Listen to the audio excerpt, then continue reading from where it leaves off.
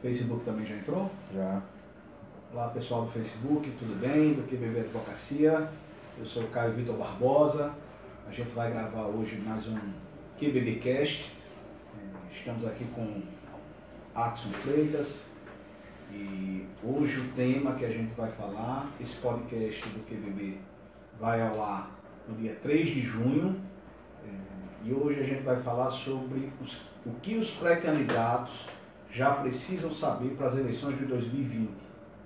Eu sei que pode parecer um pouco longe, mas vocês já estão tendo notícia aí das articulações políticas, a eleição municipal que mobiliza todo o Brasil, e a gente vai falar o que os pré-candidatos já precisam saber para essas eleições do próximo ano.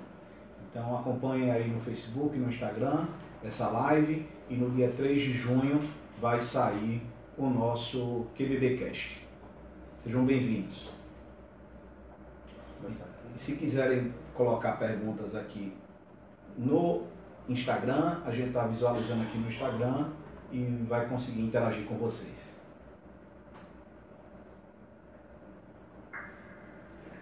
Começa agora o QBBcast, o seu podcast com tudo jurídico do Queiroz Barbosa e Bezerra Advocacia.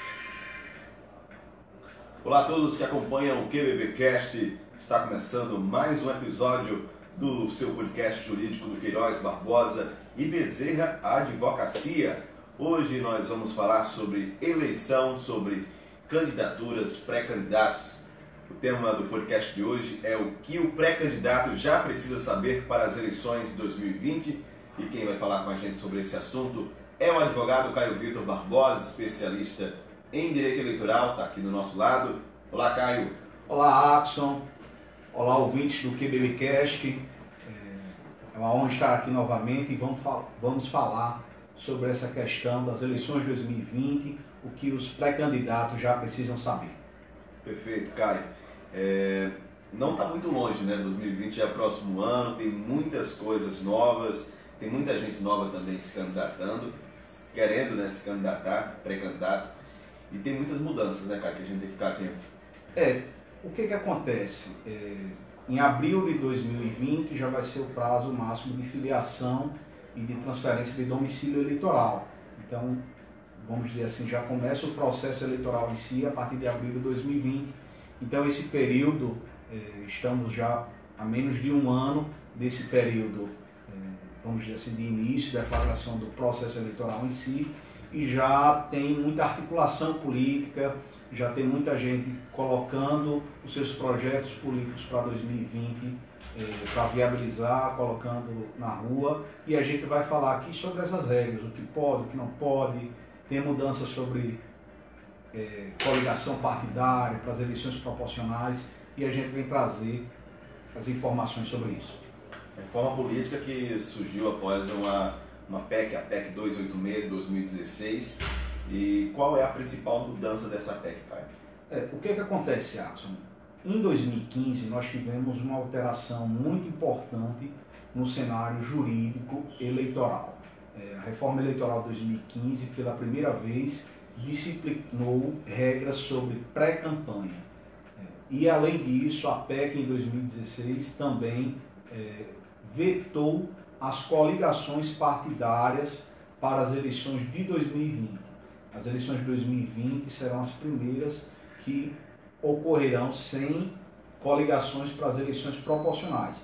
Então isso muda o jogo político, isso altera o cenário das eleições proporcionais para as eleições de vereadores, que são o maior número de candidaturas registradas no país.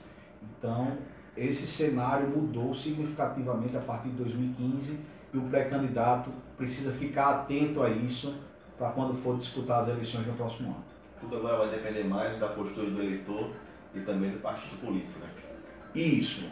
Como acabaram as coligações, a figura dos partidos políticos ficou, vamos dizer assim, teve uma proeminência, teve uma importância maior no cenário político. Porque o que acontecia antes? Os partidos faziam coligações e muitas vezes o partido político, dentro da coligação, perdia muita importância. E como vai acabar as coligações para as eleições de 2020, não vai ter coligações para 2020, é bem provável que os partidos ganhem mais força. E isso vale para as eleições majoritárias também ou só para vereador? Na verdade, as coligações vão ser permitidas para as eleições majoritárias, não serão permitidas para as eleições proporcionais. No caso, vereador, deputado estadual, distrital e federal, não é isso? Isso. No caso, para as eleições de 2020, para vereador, mas essa regra também, como está na Constituição hoje, ela também valerá para as eleições de 2022. Certo. Caio, muita coisa pode surgir ainda daqui para lá. A gente viu que teve reforma em 2015, teve PEC em 2016 e projetos também de lei que alteram algumas diretrizes, né, eleitorais, né? Será que pode ter mais alguma mudança daqui para lá?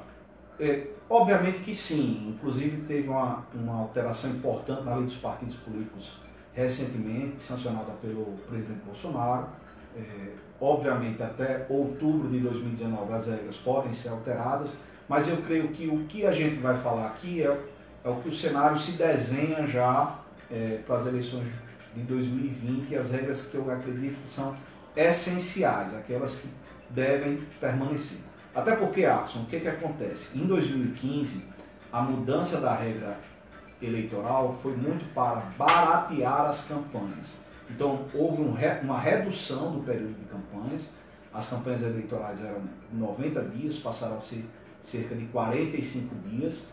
Isso para baratear as campanhas, inclusive isso possibilitou o surgimento de novas candidaturas. E aí o que aconteceu? Se houve esse encurtamento da campanha, do período de campanha, houve também uma maior liberdade para que as pessoas pudessem se manifestar no período que antecede a campanha em si, que é o que a legislação fala de pré-campanha ou de pré-candidaturas. Perfeito. Vamos partir para o primeiro passo de quem quer ser o pré-candidato, quem quer disputar as próximas eleições. O que é que ele precisa saber inicialmente? Qual é o primeiro passo? Primeiro passo, se você vai disputar uma eleição proporcional, tem que pensar com muito carinho qual partido que você vai embarcar. E outra, como você vai colocar o seu grupo político dentro desse partido político para que possa fazer coeficiente eleitoral para as disputas. Como não vai ter coligação, cada partido nas eleições proporcionais vai precisar ter o seu corpo para fazer o coeficiente eleitoral e conseguir eleger vereadores nas câmaras, né? E tem uma pergunta que tem surgido muito para a gente, que é o número de candidaturas que serão possíveis nas eleições proporcionais. O que acontece? Na lei das eleições, lá no artigo 10, que é a lei 9.504, ele trata sobre quantos candidatos podem ser lançados nas eleições proporcionais. E lá tem dizendo que poderia ser 200% para as coligações nos municípios que ele estabelece ou 150% para os partidos. E aí tem surgido muita dúvida. Vai valer 150% das vagas ou 200%? O que isso quer dizer? Eu vou poder indicar o dobro do número de cadeiras. Eu vou poder indicar, se eu tenho 9 cadeiras na Câmara, eu posso indicar 18 ou eu posso indicar 14. Isso é importante para a composição do grupo que vai disputar a eleição proporcional. E aí o que acontece? Como foram vetadas as coligações, vai valer a regra de os partidos indicarem 150% do número das cadeiras existentes. Então, um exemplo. Se tem 9 cadeiras de um município, na Câmara Municipal, vai poder o partido indicar 14 vereadores e fazer indicar 14 nomes para a composição da chapa, né, que vai disputar a eleição proporcional. Isso é um detalhe importante que está na legislação e tem surgido muitas dúvidas nisso. Então, os partidos vão poder indicar 150%. 1,5 o número do que tem nas cadeiras na Câmara. Daqui a gente já pode partir para a campanha, né, Caio? O que é que a gente pode fazer na campanha, o que é que não pode fazer na campanha? Na verdade, Axel, eu acho que o mais importante agora é falar sobre o que pode fazer na pré-campanha. porque como tem esse período, a campanha em si e de voto e etc., você só vai poder realizar a partir de agosto de 2020. Mas a legislação abriu uma leque de possibilidades do que o pré-candidato já pode fazer. Então, o que o pré-candidato pode fazer? Ele já pode fazer a promoção pessoal do seu projeto político, ele já pode colocar, fazer lives, se anunciar como pré-candidato, já é uma coisa importante. Ele já pode anunciar que é pré-candidato ao cargo de prefeito, de vereador no próximo ano, já pode informar isso em entrevistas, já pode anunciar isso em redes sociais. O que não pode, principalmente, é abusar do poder político e econômico. Isso é um detalhe muito importante. Não pode abusar do poder político e econômico. E, inclusive, tem um texto nosso, no site qbb.adv.br, que o TSE falou sobre isso em relação às propagandas antecipadas por meio de outdoor. Né? Isso foi uma questão importante que foi decidida recentemente pelo TSE, porque o que decidiu o TSE? Os meios vedados na campanha eleitoral, e o outdoor é um deles. E por quê? Porque o outdoor é caro, nem todo mundo tem acesso, é vedado nas campanhas eleitorais.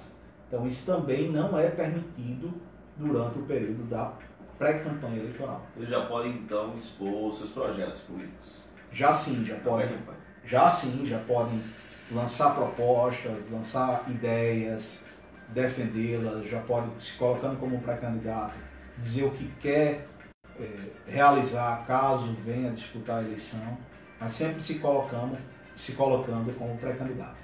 E o que acontece, cara, se ele for pego de 1.000 votos? O que acontece primeiro, se for um ato isolado, ele pode ser sancionado, pode ser punido por campanha eleitoral antecipada. A lei prevê uma sanção, a punição de pelo menos R$5.000, e essa multa pode ir até R$50.000. Além do que, se você abusar do poder político e econômico, antes da período da campanha eleitoral, você também pode responder uma ação de investigação judicial eleitoral que pode gerar, inclusive, a sua inelegibilidade por 8 anos. No caso, Caio, quem já tem um cargo político, e tem alguma mudança específica para esse pessoal também? Olha, o que acontece? A legislação que foi reformada em 2015 foi justamente para isso. Porque quem tem um cargo político, naturalmente, tem uma exposição maior. Então, para equilibrar o jogo político, é importante que quem não tem esse cargo também tenha a oportunidade de discutir política. Né? E eu falo muito disso. Na pré-campanha, foque na política. O que você pode fazer em termos politicamente. Deixe para tratar de eleições em si, no seu discurso, na sua comunicação, durante a campanha eleitoral. Mas você já pode, o fenômeno político é maior do que as eleições em si, você já pode anunciar o seu projeto político. O mandatário, quem já detém cargo político, tem, vamos dizer assim, uma vantagem de poder usar, vamos dizer assim, sem abusar, obviamente, mas de poder usar o cargo exercido para se divulgar e divulgar suas ações. Isso continua sendo permitido para as eleições de 2020. Entendi, Caio. De volta às eleições proporcionais, nas coligações, na sua opinião, como especialista em direito eleitoral, essa alteração foi uma boa? Vai proporcionar uma eleição mais, digamos assim, mais democrática? Eu creio que sim, Atos, porque com as coligações, o fenômeno político que estava ocorrendo é que os partidos perderam sua importância, porque cada município fazia coligações sem conexão com o projeto nacional do partido, então os partidos estavam enfraquecidos.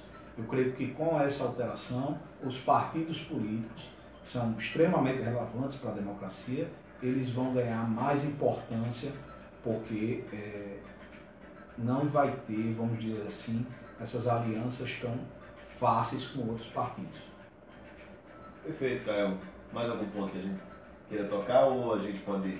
Não, eu creio que é isso. Eu queria destacar esse texto que a gente fez e está no site do QBB Advocacia, que justamente trata dessa questão da proibição do outdoor, a inovação da jurisprudência do TSE, e é importante que se faça, que se entenda quais foram os fundamentos do TSE adotados para isso e atentar para evitar, principalmente, que essas condutas vedadas durante a campanha eleitoral sejam também antecipadas. E aí, lá no texto, a gente fala, inclusive, dessa questão de que é todo outdoor que está proibido? Não é todo outdoor que está proibido. São os outdoors que fazem, por exemplo, claramente menção a uma promoção pessoal. Você pode usar um outdoor que não faça exaltação, promoção pessoal, um mandatário que queira exaltar alguma coisa no seu mandato, alguma coisa assim. Pode falar de um projeto no outdoor? Pode falar de um projeto, de uma iniciativa. Isso é permitido de acordo com o que foi decidido e a gente tratou disso lá no texto que está no nosso site. Vamos fazer aqui um exemplo hipotético. No caso de um pré-candidato que teve a ideia de fazer uma reforma em todas as escolas municipais. Ele pode colocar no outdoor, reformar todas as escolas municipais em 3 meses, por exemplo. Ele pode fazer isso, projeto do pré-candidato e tal? Não, porque aí já está exaltando uma iniciativa. Está exaltando ele. Isso, justamente. O que pode, por exemplo, é um prefeito que realizou a iniciativa, ele pode divulgar isso, obviamente, institucionalmente, lá no artigo 37 da Constituição fala quais são os limites da publicidade institucional, mas ele pode fazer isso. Agora, um pré-candidato não pode, por exemplo, investir numa reforma municipal ou algo do tipo. Então, o cuidado é analisar o que é essa promoção pessoal, o que não é essa promoção pessoal, para caracterizar se é uma conduta, vamos dizer assim, lícita ou ilícita. E é bom ficar ligado, né, Caio? Porque a Justiça Eleitoral está bem atenta a essas coisas, né? Sim, e os adversários também, né? Então, os adversários também. Tem o Pardal, sim, aquele aplicativo. Isso, a Justiça Eleitoral tem um aplicativo chamado Pardal, e hoje, com o advento das tecnologias, todo celular tem uma câmera que pode gravar, que pode filmar, então isso, obviamente, chega ao conhecimento da Justiça Eleitoral. Perfeito, Caio. Você tem alguma dúvida? Você que está ouvindo o QBBcast, se tiver alguma dúvida, pode entrar em contato com o QBB através do nosso e-mail, contato@qbb.adv.br, ou até mandar uma mensagem para uma de nossas redes sociais, tanto no LinkedIn, Facebook, Instagram, e por aí vai todas as nossas plataformas. Caio, muito obrigado aí por esclarecer esses temas com a gente, essa informação para principalmente quem é pré-candidato, quem deseja participar das próximas eleições, tomar conhecimento e também não fazer nada errado, né? É verdade. Tem que ter segurança jurídica. Obrigado, Axon, obrigado aos ouvintes do QBBcast. E esse obviamente, ainda vamos falar muito sobre essa questão das eleições de 2020 e trazer para vocês as novidades. Então, nos acompanhem, que a gente vai continuar aqui com o nosso compromisso de trazer conteúdo com excelência. Obrigado. Valeu, pessoal. Até a próxima. Valeu, pessoal. Essa foi mais uma gravação do QBBcast. Depois vai ficar disponível no nosso canal do YouTube. Também assina lá, a gente vai criar uma playlist Caio Vitor, eleições 2020, e você que é pré-candidato vai poder acompanhar todas essas informações, as gravações e os vídeos de a gente lá. Obrigado, pessoal. O Papo Condominial que está participando ali. Aí, o pessoal do Papo Condominial visitou a gente aqui agora. Obrigado, viu? A gente estava falando aqui justamente sobre como a gente grava. A gente grava assim, aqui mesmo no escritório. Axon é um mago das comunicações.